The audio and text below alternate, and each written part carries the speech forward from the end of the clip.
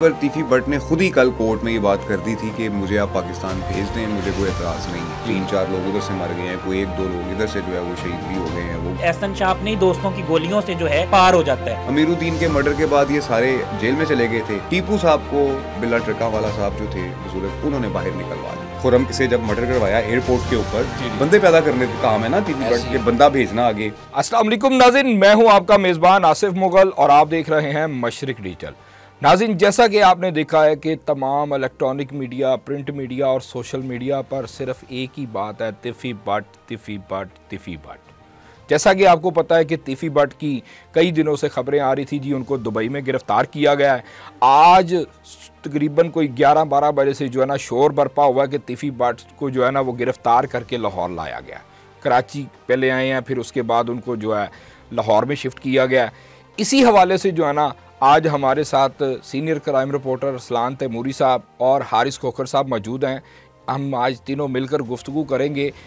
इसमें एक तो चीज़ हम ये बात करेंगे कि इस दुश्मनी का आगाज़ कैसे हुआ, दूसरा अभी जो उनके लाहौर लाने की जो बात है उसमें कितनी सदाकत है ये भी जानेंगे। अस्सलाम वालेकुम भाईजान। जी, क्या हाल चाल है? अल्हम्दुलिल्लाह से ठीक है। आप लोग सुनाएं, आप ठीक है? करम अल्लाह। अच्छा अरसलान साहब, पहले आप बताइएगा, क्योंकि आपने खुद भी व्लॉग किया है तो आपने भी खबर ब्रेक की है, तो जो उनकी लाहौर आने की जो खबर है उसमें कितनी सदाकत है और इस टाइम कहाँ पे अगर वो लाहौर के अंदर हैं तो? देखें आसिफ, हमें ना रात को ही खबर आ गई थी। ठीक है। क्योंकि कल कोर्ट में डिसाइड हो गया था और तीफी बट के जो वकला हैं वहाँ पर 5 वकला मैंने बताया अपने वीलॉग में इन्होंने हायर किए हुए थे। 2 गैर मुल्की हैं, 3 पाकिस्तानी हैं। और उन्होंने कल जो इनके चेक्स के जो क्लेम वगैरह थे वो भी फाइल किए हुए थे, लेकिन इन्हें अंदाज़ा हो गया था कि ये चेक जो है ना ये नहीं चलेंगे।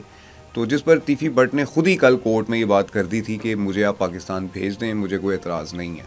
जिस पर कस्टडी आ गई थी पंजाब पुलिस के पास इनकी, लेकिन हमें डन नहीं हो रहा था, कंफर्म नहीं हो रहा था कि किस वक्त इनकी फ़्लाइट करवाएंगे। फिर रात के लेट नाइट हमें ये खबर आई कि इनको जो है ना सुबह फजर के वक्त 5:30-6 बजे के करीब जो है ना वो फ़्लाइट में बिठाया जाएगा, ये कराची जाएंगे। अब जब तक हमारे इस तरह के ज़राए होते हैं कि जब तक बंदा दुबई से जहाज़ में बैठ ना जाए उस वक्त तक हम कंफर्म नहीं करते कि बंदा पाकिस्तान पहुंच रहा है या नहीं पहुंच रहा। जब ये बैठ गए हैं जहाज़ में, हमें कंफर्म हो गया है, उसके बाद हमने अपना जो है ना इस पर वीलॉग कर दिया था कि तीफी बट कराची जो है वो पहुंच गए हैं। अब कराची से उनको जो टीम है पंजाब पुलिस की, यानी कि लाहौर पुलिस की, क्योंकि देखिए 2 टीमें हैं इस वक्त। एक तो JIT बनी हुई है जिसको मियाँ शफकत साहब लीड कर रहे हैं इस वक्त। वो सारी जो JIT है वो इस वक्त आपको पता है कि हमारे लाहौर में इशू बन रहा हुआ है यतीम खाना के करीब, वहाँ पर मसरूफ़ है, पूरे शहर को एक दफ़ा जो है उन्होंने डील कर रही है पंजाब पुलिस। दूसरी CCD की टीम है। अब ये दोनों टीमें जो हैं वो तीफी बट साहब को, दोनों चूँकि मिक्स लोग हैं, ये लेने गए हुए थे। सुना है कि ये पहले एक सियालकोट एयरपोर्ट पर उनको लेके उतरना था इन्होंने, या लाहौर एयरपोर्ट पर लेके उतरना था, लेकिन अब ये कन्फर्म हो गया है कि लाहौर वो पहुँच चुके हैं। अब लाहौर में वो कहाँ पर है, 2 पॉइंट बताए जा रहे हैं। एक कोतवाली पॉइंट बताया जा रहा है, दूसरा मॉल टाउन पॉइंट बताया जा रहा है। अभी अल्लाह बेहतर जानता है, क्योंकि पुलिस जो है लाहौर पुलिस की जानिब से कोई ऑफिशियल स्टेटमेंट अभी तक तीफी बट के हवाले से सामने नहीं आई है कि हमारे पास है या नहीं है। अच्छा तैमूरी साहब, मुझे ये बताएं कि इस बात का मकसद क्या है, क्योंकि रेड वारंट जारी हुए हैं, बड़ा हाई प्रोफाइल केस है, इसके अंदर मतलब कि तमाम चीज़ें क्लियर हैं, ठीक है। अगर इसके पीछे ऐसा मकसद क्या है कि जो लाहौर पुलिस जो है ना वो छुपा रही है, चाहे CCD के पास है, चाहे दूसरी पुलिस के पास है, लेकिन इन्वेस्टिगेशन वाले और CCD वाले इनकी आपस में भी सुना है कि इनकी आपस में कोई इस बात को लेकर झगड़ा चल रहा है कि किसके पास जो है ना तफ्तीश जानी है, लेकिन छुपाने का मकसद क्या है? देखिए, छुपाने का तो कोई मकसद नहीं है। इस वक्त आपको पता है लाहौर पुलिस नबरद आज़मा है, एक तंजीम है, मजहबी व सियासी तंजीम है, उसके लोगों के साथ मामला चल रहा है और उसमें काफ़ी कत्लो गारत भी हो गई है। आपको पता ही है, कोई 3-4 लोग उधर से मर गए हैं, कोई 1-2 लोग इधर से जो है वो शहीद भी हो गए हैं। वो दोनों पार्टियों के लोग शहीद हो गए हैं, FIRs हुई हैं, पकड़ धकड़ चल रही है। तो लाहौर पुलिस इस वक्त मुकम्मल तौर पर वहाँ पर बिजी है, बल्कि लाहौर क्या पूरे पंजाब की पुलिस जहाँ जहाँ पर ये वाक़यात हो रहे हैं वहाँ पर मसरूफ़ है। एक तो ये वजह हो सकती है कि तीफी बट की गिरफ्तारी जो है वो शो ना करने की और टिकर्स ना जारी करने की, कि पुलिस के पास टाइम नहीं है। दूसरी बात ये है कि 2 टीमें जो हैं, आपको मैंने बताया है कि एक CCP लाहौर बिलाल सदीक कमियाना साहब लीड कर रहे हैं JIT को, क्योंकि वो JIT उनके अंडर बनी हुई है। और दूसरी जो है वो सुहेल ज़फ़र चट्टा साहब हैं, वो CCD को लीड कर रहे हैं। तो दोनों टीमें ही जो हैं वो तीफी बट के हसूल के लिए लगी हुई हैं कि उनको इसकी तफ्तीश मिल जाए। अब पता नहीं क्या वजह है कि इतनी इंपॉर्टेंट तफ्तीश है ये कि दोनों टीमें जो है वो इस पर फोकस कर रही हैं कि हमें तफ्तीश मिल जाए। अल्टीमेटली होना तो यही है कि जिसने भी तफ्तीश करनी है रिमांड के लिए उनको कोर्ट में इसको पेश करना पड़ेगा। अब देखते हैं कौन सी टीम रिमांड के लिए तीफी भट्ट को कल कोर्ट में पेश करती है। अच्छा, ये बात तो कंफर्म है कि इनकी लड़ाई का मकसद जो मुझे नज़र आता है कि उसमें कुछ ज़ाती मुफादात शामिल हैं, क्योंकि देखें कि अगर इन्होंने केस की तफ्तीश करनी है तो कोई भी कर सकता है, सीसीडी भी कर सकती है और दूसरे भी, क्योंकि पुलिस अफसरान जो सीसीडी में गए हैं वो भी यहीं पुलिस से गए हैं, वो कहीं आसमान से तो नहीं उतरे हुए कि पुलिस तो पुलिस है, सीसीडी क्या और इन्वेस्टिगेशन क्या, इसके अंदर लड़ाई झगड़े जो मुझे जाती मुफादात नजर आ रहे हैं। नहीं, टेक्निकल चीज़ इसमें एक ये आ रही है कि देखें गोगी भट्ट को पहले जैसे इमरान किश्वर साहब ने अपने इंटरव्यूज़ दिए हैं, जिन्होंने रेड वारंट जारी किए थे तीफी भट्ट साहब के जब वो यहाँ पर DIG OCU थे इमरान किश्वर साहब, उन्होंने स्टेटमेंट दी है। उन्होंने कहा कि जी मेरी तफ्तीश के मुताबिक जो गोगी भट्ट है वो बेगुनाह था उस वक्त। ठीक है। अब उसके बाद जब JIT के पास ये चीज़ें आ गई तो JIT में अब जो लेटेस्ट JIT है, अब आपने देखा कि उन्होंने गोगी भट्ट को गुनाहगार लिखा है। तो जब एक टीम जो है, एक JIT जब तफ्तीश कर रही है इस सारे मैटर की, बालाज मर्डर केस की, तो उसमें किसी दूसरी टीम को दे देना मैं नहीं समझता कि अपना ये जिम्मेदारी का काम है। जो तफ्तीश कर रही है, जो टीम कर रही है, उसी के पास रहनी चाहिए तफ्तीश, देखना चाहिए उनको क्या हो रहा है, क्योंकि सारे पॉइंट्स तो उन्होंने रेज किए हुए हैं कि कौन किस वक्त मौका पर था, कौन फरार हुआ, कौन पकड़ा गया, किसका इनकाउंटर हुआ, ये तमाम चीज़ें JIT के पास हैं। लेकिन इस केस से कंसर्निंग कुछ एनकाउंटर्स और कुछ गिरफ्तारियाँ CCD ने भी की हैं जब वो OCU थी जी। आपको याद होगा काफ़ी लोग पकड़े गए थे इस मामले में, एहसन शाह भी पकड़ा था, और ये सारी चीज़ें जो OCU ने की थी, तो गिरफ्तारियाँ OCU ने की हैं। लेकिन जब ये JIT बन गई थी उसके बाद फिर जो JIT बनी कब है, JIT बनी है जावेद भट्ट साहब के मर्डर के बाद। उससे कबल जो है CCD यानी कि OCU जिसको कहा जाता था उस ज़माने में, वो तफ्तीश कर रही थी सारे केस की। लेकिन जब जावेद भट्ट साहब का मर्डर हुआ और ये सारे वाक़यात हुए तो उसके बाद फिर आपको पता है उनके बड़े भाई ख्वाजा अज़हर गुलशन ने काफ़ी शोर मचाया था उस वक्त, और CCPO के बारे में भी काफ़ी बातें की थी और बड़ा एक वो पैनिक क्रिएट हुआ था मीडिया पे। तो उसके बाद JIT तरतीब दे दी गई थी और ये सारा केस उनको ट्रांसफ़र कर दिया गया था। अब जावेद भट्ट साहब के मर्डर की तफ्तीश भी वही करेंगे और बलाज साहब के मर्डर की तफ्तीश भी JIT करेगी। चलिए अफसान साहब, इसको मजीद आगे लेके हमने जाना है। पहले हारिस साहब से जानते हैं कि हारिस साहब बताइएगा कि आपके पास क्या इन्फॉर्मेशन है कि तीफी भट्ट साहब को इस टाइम किधर रखा गया है, मतलब कि लाहौर ले आए हैं कि नहीं लाए? मुझे तो ऐसा लगता है कि मंजर आम पर इसलिए नहीं लाया जा रहा कि जैसे कि आपको पता चलता है कि जो है वो साथी छुड़वाने के लिए हमला करते हैं और उसके बाद पता चलता है कि साथियों की गोली से जो है वो बंदा जो है वो चल बसा, ठीक है, मारा गया। तो ऐसी कंडीशन जो है वो क्रिएट हो सकती है, लेकिन क्योंकि ये हाई प्रोफाइल केस है तो इसमें ये भी चांसेस हैं कि इनको जुडिशल कर दिया जाए, यानी कि मावराए अदालत कत्ल नहीं होना चाहिए। जब अदालतें बनी हुई हैं और पाकिस्तान में कानून की हुक्मरानी है, रूल ऑफ लॉ है, तो फिर ऐसा नहीं होना चाहिए। लेकिन हमने देखा है कि इस केस में पहले भी एहसन शाह के दोस्त उसको छुड़वाने आए हैं और उसके बाद एहसन शाह अपने ही दोस्तों की गोलियों से जो है वो पार हो जाता है। और उसके बाद जो है वो आपको पता है CCD जो है वो सुहेल ज़फ़र चट्ठा साहब वो भी चाह रहे हैं कि इसकी इन्वेस्टिगेशन हमें मिले, और इस CCD को जो पीछे से लीड कर रही हैं वो चीफ मिनिस्टर मरीम नवाज साहिबा खुद हैं। यानी कि इस केस में मुझे ऐसे लगता है कि दो बड़े स्टेक होल्डर्स, एक चीफ मिनिस्टर मरीम नवाज साहिबा, दूसरे मोहसिन नकवी साहब डायरेक्ट इन्वॉल्व हैं और इस केस को पर्सनल ले रहे हैं। आज तक तारीख में जो है वो ये यानी कि दरीना दुश्मनी है। इस दुश्मनी में आपको पता है पुलिस वालों ने क्या किया, हमेशा पुलिस वालों ने क्या किया कि दोनों घरों से जो है पैसे लिए और जो है इसको दुश्मनी को बढ़ावा दिया और कितनी कत्लो गारत हुई। यानी कि पहले ही अगर JIT जैसे तैमूरी साहब ने कहा बन जाती और इसी तरह जो है वो इस केस को देखा जाता तो आज लाहौर में जो है इतने शूटर्स, आज लाहौर में कब्ज़ा माफिया, आज लाहौर में जो है लैंड माफिया ना होता, क्योंकि ये जो दुश्मनदारी थी इसमें बहुत पैसा चाहिए था। दोनों घराने जो है वो शूटर्स भी मुसलसल पैदा कर रहे थे और बदमाश भी पैदा कर रहे थे और फिर जो है ये इनका आपस में टकराव होता था। लेकिन अब मुझे ऐसा लगता है कि उनको जो है वो वहाँ से लेकर आए हैं, जैसे तैमूरी साहब ने बताया कराची में थे, अब यहाँ पर लाए हैं। लेकिन अब JIT इन्होंने कहा कि JIT के पास जो है वो पेश करना चाहिए, यानी कानून के हिसाब से अगर देखें तो JIT के सामने पेश कर दें। लेकिन वहाँ से जो है CCD भी उनको अपने पास यानी कि तफ्तीश करना चाह रही है। यानी कि बाहर जाकर दुबई से चेक वाला केस बन जाए और फिर दुबई से जो है जब तक केस हो, आपको पता है उसके कानून के मुताबिक जब तक वो बंदा क्लियर ना दे कोई भी एजेंसी नहीं लेके आ सकती। यानी कि इसमें रियासत के बड़े इन्वॉल्व हैं, रियासत के ताकतवर तरीन लोग इन्वॉल्व हैं जो कि चाहते थे कि तीफी भट्ट गिरफ्तार हो और उसको जो है अब इस केस को जो है इसका पोस्टमार्टम किया जाए। गोगी भट्ट को शामिल तफ्तीश किया गया 4 हफ्ता पहले, उनको गुनहगार साबित किया गया। अब गोगी भट्ट ने क्या जो है वो पुलिस को उस यानी कि जब उनकी तफ्तीश की गई तो तीफी भट्ट के बारे में उन्होंने क्या कहा, यानी कि उनको गुनहगार कहा, उन पर इल्जाम लगाया, यानी कि डायरेक्टली इनडायरेक्टली। साथ गोगी भट्ट ने यह भी कहा कि मुझे तो इसका पता ही नहीं कि बलाज को जो है वो एहसन शाह ने मारा और ये कब प्लानिंग हुई, मुझे कुछ पता ही नहीं होता। तीफी भट्ट साहब जो भी करते हैं मैं इससे लाइल्म हूं और तीफी भट्ट से मेरा 1.5 साल से राब्ता नहीं। लेकिन फिर पुलिस ने कहा कि इनका राब्ता है, ये मुसलसल राब्ते में थे। लेकिन अक्सर ऐसा भी हुआ है कि तीफी भट्ट साहब जो भी करते हैं, कोई भी काम होता है, कोई भी क्राइम होता है तो उससे गोगी भट्ट ला इल्म होता है। तो वो ये कहता है कि मुझे कम से कम बता तो दिया करें, मैं इधर उधर हो जाया करूं। आप चले जाते हैं तो मैं जो हूं वो पीछे जो है वो मुझे पकड़ लिया जाता है।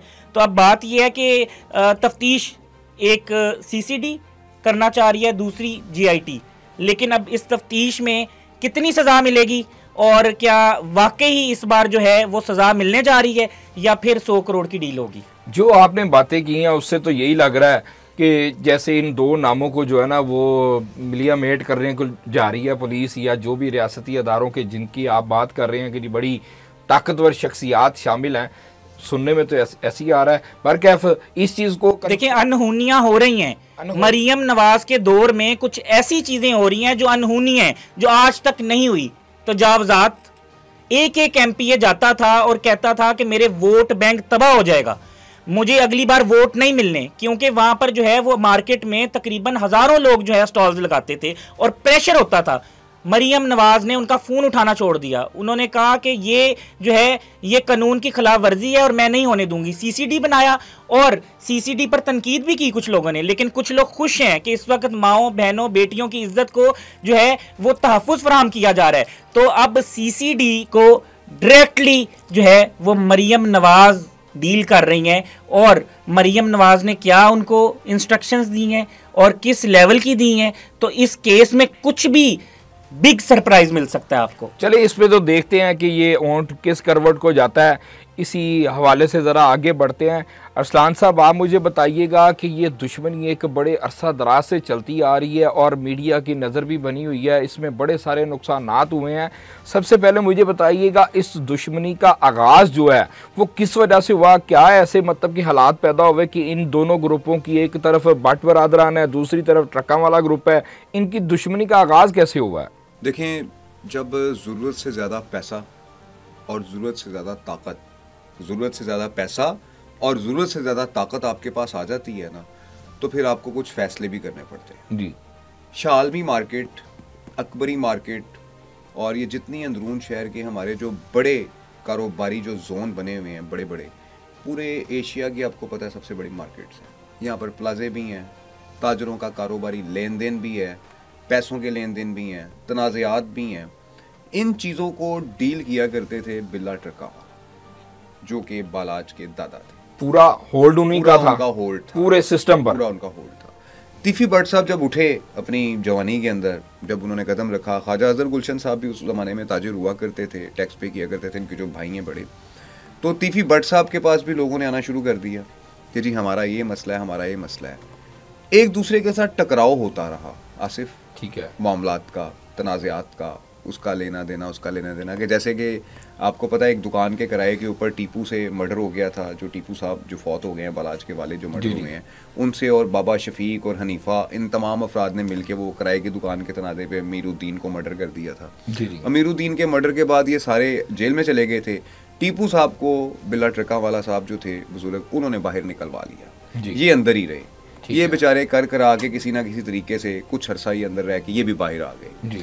जब ये उस मर्डर के बाद बाहर आ गए हैं ना, तो फिर बिला ट्रका वाला की तरफ से ए शफीक ने और हनीफे ने महसूस किया कि हमारे साथ अब इनकी वो शफकत रह नहीं गई हुई। हालांकि वो शफकत जो उनकी कम हुई थी वो इनकी अपनी हरकतों की वजह से हुई थी। हनीफा की और शफीक की कि जिस किस्म के वो कमाश के लोग थे, सब पता है आप लोगों को। तो जब ये मामला हुए तो तीफी पर ये इल्ज़ाम लगाना शुरू कर दिया गया था बिला ट्रकावाला के मर्डर के बाद कि शफीक और हनीफे को जो सपोर्ट तीफी भट्ट ने किया था। मुख्तलिफ किस्म की बातें निकली, सारी चीज़ें निकली बाहर, लेकिन एट द एंड तीफी भट्ट उस मर्डर में से बेगुनाह हुए। उनका कोई ताल्लुक वास्ता ही नहीं था उस मर्डर के साथ। लेकिन आपको पता है कि उस जगह पर, उस जो जगह है जो शालमी की, जहाँ पर इनका बिजनेस है सारा, वहाँ पर और बहुत सारे लोग हैं। जितने मुंह उतनी बातें।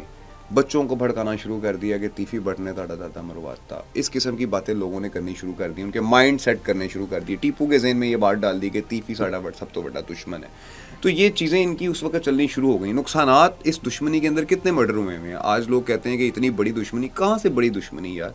कोई 50 बंदे तो नहीं मर गए दोनों साइडों से। हमारे पंजाब के कई ऐसे इलाके हैं कि जहाँ पे 100 बंदा दोनों तरफ से मर्डर हो गया, उसको तो आप बड़ी दुश्मनी डिक्लेयर नहीं करते। यहाँ पर 2 मर्डर हुए हुए हैं। एक बिला ट्रकावाला का मर्डर हुआ है जो इनके बालाज के दादा हैं, और टीपू साहब इनका मर्डर हुआ है, और तीसरे ये बालाज थे। ठीक है, देखें कि सुन लेना, तीन बंदों का मर्डर हो गया यहाँ। जी जी। एक तरफ जावेद भट्ट का मर्डर हो गया, पहला मर्डर जिसको कहा जाता है तीफी भट्ट के खानदान में। दुश्मनी तो अब चली है कि जब इधर मर्डर हो गया। जी जी। पहले तो इधर कोई बंदा ही मर्डर नहीं हुआ था, कोई ताल्लुक ही नहीं था, उधर से तीफी भट्ट साहब के साथ मेरी बात हुई थी किसी ज़माने में फ़ोन पे। मैंने उनसे सिर्फ एक ही क्वेश्चन किया था। मैं कहा तीफी भट्ट साहब मैंने दसो तुसी टीपू ने मर्डर करवाया कि नहीं? उन्होंने कहा मैं करवाया सी। उन्होंने मेरे आगे बात को तस्लीम किया, अगरचे उस मुकदमे में वो फारिग हो गए हैं अगरचे, लेकिन उन्होंने इस बात को तस्लीम किया कि मैंने करवाया था। बालाज का मैंने पूछा, उन्होंने कहा जी मैंने करवाया था। सवाल ये है यार कि जब बंदा 2 मर्डर एक्सेप्ट कर रहा है कि मैंने ये करवाए हैं, क्यों करवाए हैं वो भी उन्होंने मुझे बताया कि ये उनके दिमाग में गलत फहमियाँ डाली गई कुछ लोगों की तरफ से कि तेरे बच्चे मरवाने लगा है बालाज। इस किस्म की बातें उनके दिमाग में डाली गई लोगों की तरफ से। तो इस बात पर ये सारा रिएक्शन हुआ। लेकिन वो बिला ट्रकावाला का मर्डर क्यों नहीं मानते? सही, अगर वो ये 2 मर्डर्स मान रहे हैं कि टीपू का भी मैंने करवाया और बालाज का भी मैंने करवाया, तो उनको बिला ट्रकावाला का मर्डर मानने में कोई प्रॉब्लम नहीं होनी चाहिए। वो कहते हैं कि ये गलत फहमी पे मेरे पे नाम लगे। उस वक्त के पुलिस अफसरान ने भी गवाहियां दी कि तीफी भट्ट इस मामले में नहीं है, लेकिन एक जहन बन गया टीपू का। टीपू ने इनको अपना बड़ा दुश्मन तस्लीम कर लिया था अपनी जिंदगी के अंदर ही तीफी भट्ट को, और तीफी भट्ट ने भी टीपू को अपना सबसे बड़ा दुश्मन डिक्लेयर कर लिया। अब दोनों में से जिसका हाथ चला उसने जो है वो मर्डर करवाने की एक दूसरे की कोशिश की। तीफी भट्ट कामयाब हो गया। खुरम से जब मर्डर करवाया एयरपोर्ट के ऊपर, बंदे पैदा करने का काम है ना तीफी भट्ट के, बंदा भेजना आगे, खुद भी वहां पर खड़े हुए थे पार्किंग के अंदर।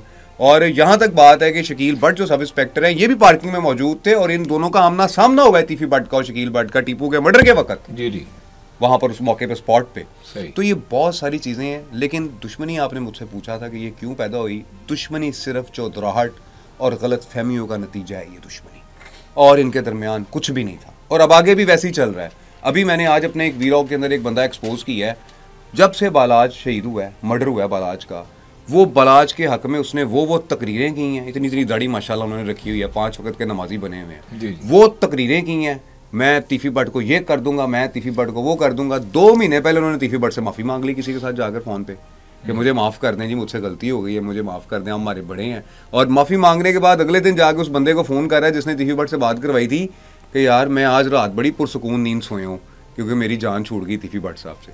और अभी ये फिर दोबारा जब तीफी भट्ट साहब गिरफ्तार हुए हैं, या जब गोगी भट्ट का जो मामला बना है, उसने फिर बच्चू पहलवान के साथ मिलकर प्रेस कॉन्फ्रेंस शुरू कर दी। यार नाजरीन सुनना चाहते हैं, कोई नाम बताएं उनका, कौन है? देखें, नाम मैं किसी की इज्जत नहीं खराब करना चाहता। मसहब को भी पता है वो बंदा कौन है, फतेह को भी पता है वो बंदा कौन है, तो मुझे बताने की क्या जरूरत है? जब घर वालों को पता है कि ये बंदा क्या हरकतें कर रहा है तो मुझे बताने की क्या जरूरत है? उनको नहीं पता होगा। अच्छा तैमूरी साहब, एक बात बताएं, आपने कहा कि ये डिक्लेयर किया गया, पूरी पाकिस्तान के अवाम को दिखाया गया कि सबसे बड़ी दुश्मनी है जी। तो एक कत्ल होता है जवेद भट्ट का, दूसरी तरफ बिल्ला, टीपू और अमीर बलाज, टोटल 4 लोग। पाकिस्तान में ऐसे घराने भी हैं जहाँ 100 कत्ल हुए हैं। मुझे बताएं कि ये 4 कत्ल 2 फैमिलियों के होते हैं, लेकिन इस दुश्मनी में बाकी घरानों के जो नौजवान सैकड़ों की तादाद में कत्ल होते हैं, या जिनको डिस्ट्रैक्ट किया जाता है, या जिनकी ब्रेन वॉशिंग की जाती है और उनको इस काम पे लगा दिया जाता है, वो यानी कि कब उसमें सुधार कब आएगा? हारिस, वो बिल्ला ट्रकावाला के मर्डर की हद तक था। जब बिल्ला ट्रकावाला को मर्डर किया शफीक हनीफा ने, सियालकोट से 4 शूटर्स मंगवाए गए थे, और उन 4 शूटर्स में एक शाहिद लम्मा था, एक दो और थे, वो अपनी मौत आप ही मरे हैं। एक बंदा भी उनमें जो है वो पुलिस एनकाउंटर में पार नहीं हुआ, क्योंकि उन 4 शूटर्स का टीपू को ज़राए बताते हैं उस वक्त पता ही नहीं था कि ये 4 शूटर्स हैं जो मेरे बाप को मार के गए हैं। उसने यही समझा कि शफीक ने और हनीफे ने जो है वो मेरे वालिद को मर्डर करवाया है। वो उसी सारे के सारी उस वक्त की जो टॉप 10 लोग थे ना हारिस, जिसमें बाबा शफीक, हनीफा, हुमायूं गुजर, नाजी भट्ट, दाऊद, सना और न जाने कौन कौन, सबके सब एनकाउंटर में पार हो गए। वो जो गन था ना उस वक्त जो बदमाशों का पड़ा हुआ था, सुपारी किलर्स का पड़ा हुआ था, वो टीपू ट्रका वाला ने, नवीद सईद इंस्पेक्टर था, अब बॉक्सर साहब थे और उस वक्त ज़माने में बड़े पुलिस ऑफिसर्स थे, उन्होंने ये सारा साफ कर दिया था। अब आगे मैदान साफ था हारिस, आगे टीपू ट्रका वाला था, दूसरी तरफ तीफी भट्ट था। यहाँ पर इन दोनों के दरमियान गलत फहमियाँ पहल जो है ना वो पैदा की गई और इस दुश्मनी को एक नए सिरे से जो है ना वो शुरू किया। अच्छा तैमूरी साहब, जो लोग यूज़ होते हैं, खुरम गुज्जर, गवाश भट्ट, उनको जेल भी होती है, वो मर्डर भी हो जाते हैं, उनका कैरियर भी तबाह हो जाता है, लेकिन इस फैमिली में, दोनों फैमिलीज़ में किसी को जेल नहीं होती। अच्छा आपको एक मज़े की बात बताऊँ, खुर्रम गुज्जर जो है उसने वो ये स्टेटमेंट देता है अभी तक कि मैंने अपने भाई का बदला लिया टीपू को मर्डर करके। खुर्रम गुजर ये स्टेटमेंट देता है कि मैंने अपने भाई का बदला लिया, लेकिन सर्कमस्टांसेस बताते हैं कि तीफी भट्ट साहब ने पुश किया था और उसको कहा गया था कि छुड़वा लेंगे, पुश किया था उसको। दूसरी बात, गवाश की तरफ आप आ जाएं, गवाश ने जो मर्डर किया शेख चन्ना का, वो उसने अपनी दुश्मनी में किया। उसने गोगी तीफी भट्ट के चक्कर में नहीं किया, ना उसने बालाज के लिए किया, ना उसने टीपू ट्रका वाला खानदान के लिए किया। उसकी अपनी एक दुश्मनी पैदा हो गई थी कि गवाश को पहले उन्होंने फायर मरवाए, उसके बाद गवाश ने अपना बदला लिया। तो ये जो इनकी एक नई दुश्मनियां ना अपनी अपनी पैदा हुई हैं।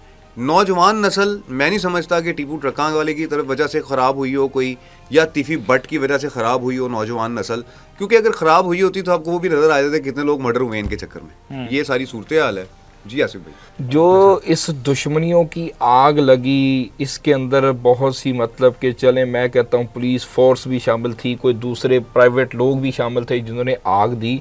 इस दुश्मनों की नज़र तो लोग हुए हैं, चाहे वो छोटे लोग हुए हों, चाहे वो बड़े लोग हुए हों, क्योंकि तीफी भट्ट साहब या भट्ट बरादरान का जो एक नुकसान हुआ है वो जवेद भट्ट साहब है। ठीक है, आगे मजीद क्योंकि दुश्मनियाँ तो और भी चलती आ रही हैं। अभी देख लें एक बड़ा जो है ना केस, हाई प्रोफाइल केस बन गया है, जो अहमद जावेद की जो मतलब कि मर्डर हुआ है, वही जो एक पार्टी के अंदर भी बोल पड़े। हाँ जी, तो ये मौक़िफ़ उनका भी आया है, लेकिन ये कत्ल गारत चलती रहती है। सुनने में तो यही आता था कि ये 2 ग्रुप हैं जो आपस में मतलब कि लड़ते हैं, झगड़ते हैं, इनकी वजह से कत्ल गारत होती है।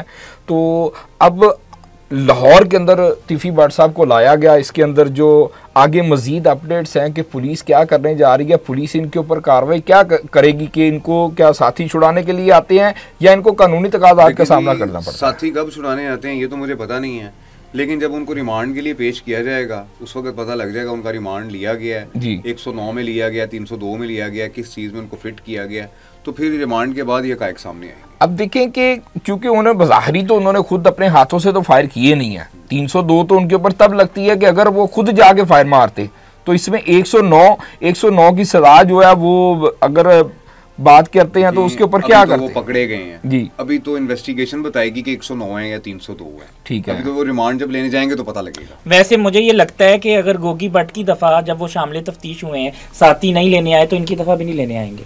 अच्छा, इनकी दफ़ा भी नहीं लेने आएंगे। चलें जी नाज़रीन, देखते हैं कि आपने हारिस की और अरसलान तैमूरी की बात जो है सुनी, बहुत उनकी दुश्मनी का कैसे आगाज़ हुआ, एक गलत फहमी की बिना पर ये दुश्मनी स्टार्ट हुई और कितनी जानों को ये दुश्मनी निकल गई। नाज़रीन, आपने देखा है कि ये बड़ी लाहौर की क्या पूरे पाकिस्तान की बड़ी दुश्मनियों में से गिनी जाती है। इसमें नुकसानात बहुत सारे हो रहे हैं और आगे भी होने हैं अगर इसको समेटा ना गया। खुदारा जो ये दुश्मनियाँ गलत फहमी की बिना पर पैदा होती हैं, जो लोग एक साहिब अक्ल लोग हैं, समझदार लोग हैं, पढ़े लिखे लोग हैं, इनको समझना चाहिए कि कौन लोग जो इस चीज़ से मुफादात उठा रहे हैं और किसको फ़ायदा हो रहा है। तो ये चीज़ खुदारा देखा करें, अपना फ़ायदा किसी को ना दें कि कोई आपको टिश्यू की तरह इस्तेमाल करे और उनके मुफादात पूरे हों और आपकी लड़ाई पड़ जाए और आपकी नस्लें जो हैं वो तबाह हों।